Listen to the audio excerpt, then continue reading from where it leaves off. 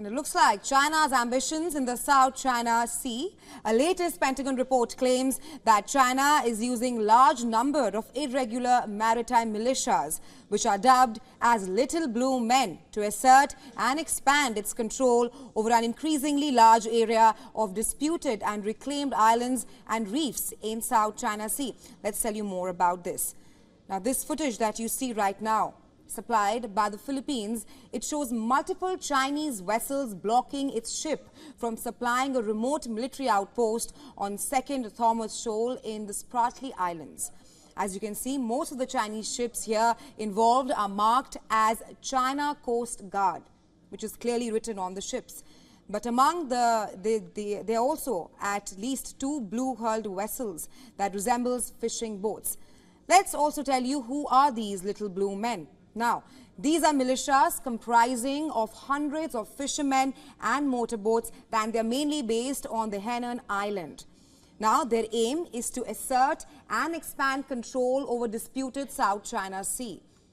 Meanwhile, these blue men are involved in buzzing neighboring nations' ships with rival territorial claims. Let's also now tell you about some of these incidents of the little blue men which have taken place in the past. Now, in 2021, over 200 Chinese fishing boats converged on Whitsun Reef under the Philippine control. The area is under the Philippine control.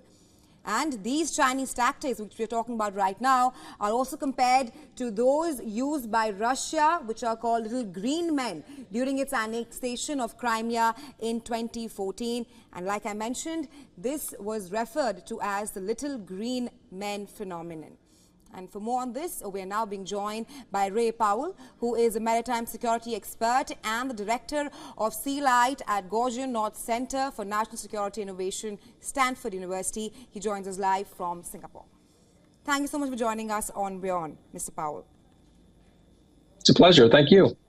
Right. Now, reports claim that China is using large number of irregular maritime militias in a bid to assert and expand its control over South China Sea. How concerning do you think this is? Well, it's not new. It's China's neighbors have been experiencing this for a number of years. And what has actually really changed, besides the sheer number of militia boats, has been their ability to forward deploy into the artificial islands that China has built into ports in the southern part of the South China Sea. This makes it easy for China to essentially assert dominance through sheer force of numbers. Right, Mr. Powell. Now, China's little blue men are also being compared to those used by Russia during its annexation of Crimea in 2014. Do you think there's any similarity, or what kind of differences do you see this time?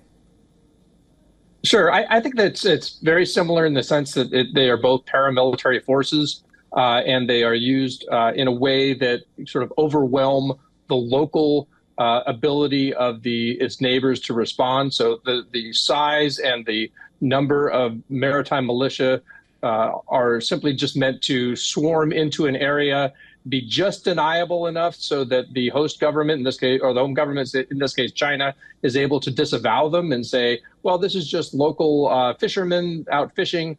But they send a very clear message if you are a Filipino fisherman or a Vietnamese fisheries surveillance vessel, for example.